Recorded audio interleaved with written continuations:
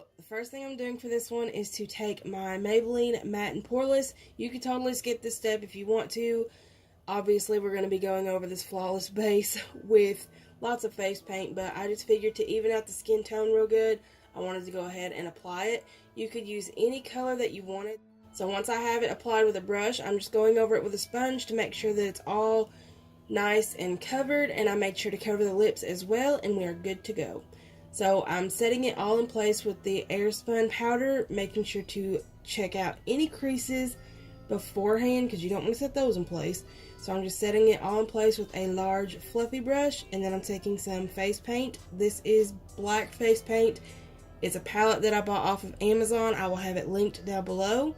So I'm just taking a little bit of that and going around the eyes, creating skull-like sockets. This face paint goes on pretty well. It goes on pretty dark. However, I'm going to be going over it again with a black eyeshadow whenever I get the paint on there. You can make your paint darker just by adding less water, but I feel like it's a little harder to work with. It doesn't want to spread as easily over the skin, and I didn't want to tug on it. So I just made it a little bit thinner and easier to work with, and then I'm going to darken it up with eyeshadow. And to do that, I'm just using a fluffy brush and patting it all over the places where I put the paint.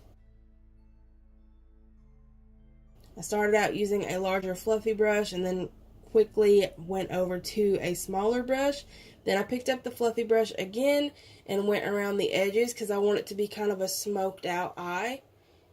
Then I'm picking up the yellow from the NYX eyeshadows, and I'm just using that to start my contour or skull mouth, whatever you want to call it.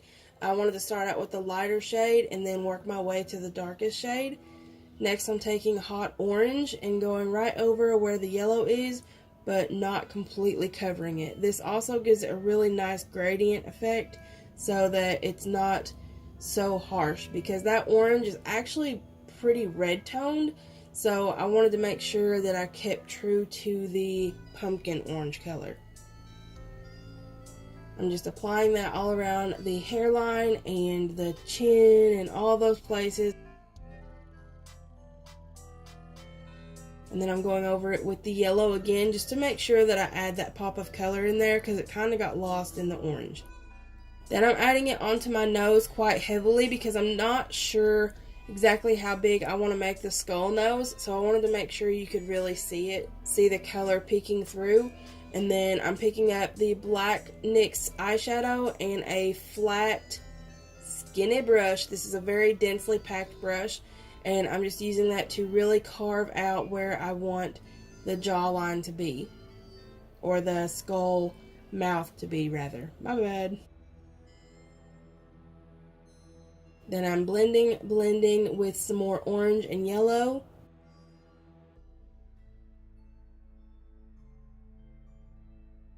And I also took the orange and yellow down the neck because I just didn't like the bare skin showing. You could totally leave it if you want to, that's up to you. So now I'm taking some black face paint again and creating the skull mouth. And it's going to look really harsh for a while. I come back later and blend it with some eyeshadow, but for now I'm just going to leave it fairly harsh. These paints I do find are actually really simple to blend with.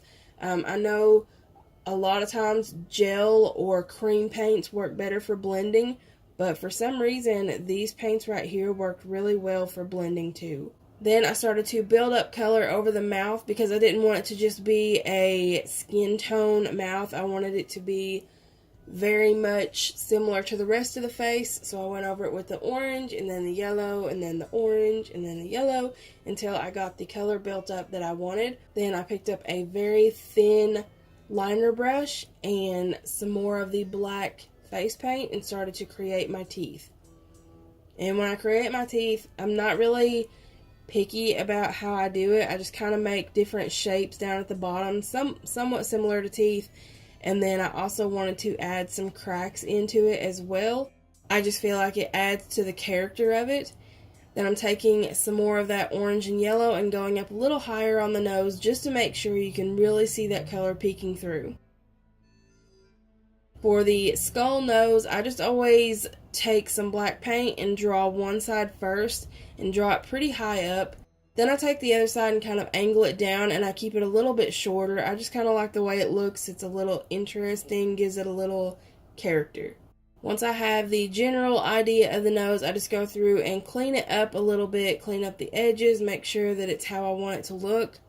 And then I'm going to go through and start adding the cracks in on the teeth.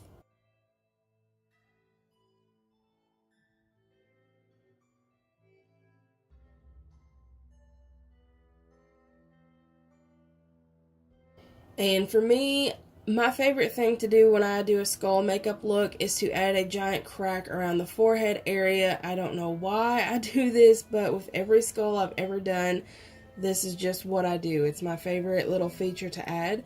So I just added the little crack up there and then added some more cracks to the teeth, and it's time to start shadowing. So I just used a little detail brush and some eyeshadow just to add a little bit of dimension. I'm going underneath the cracks to make them look a little more three-dimensional, and then also around the eyes to give it a little bit more of a three-dimensional look too. Then I'm going through the eyes with some black liner and then blending in the mouth area. Like I said, these paints were actually really easy to blend. I threw on a dark brown wig, and that is it. I hope you guys enjoy this one, and I'll see you in the next one. Bye, guys.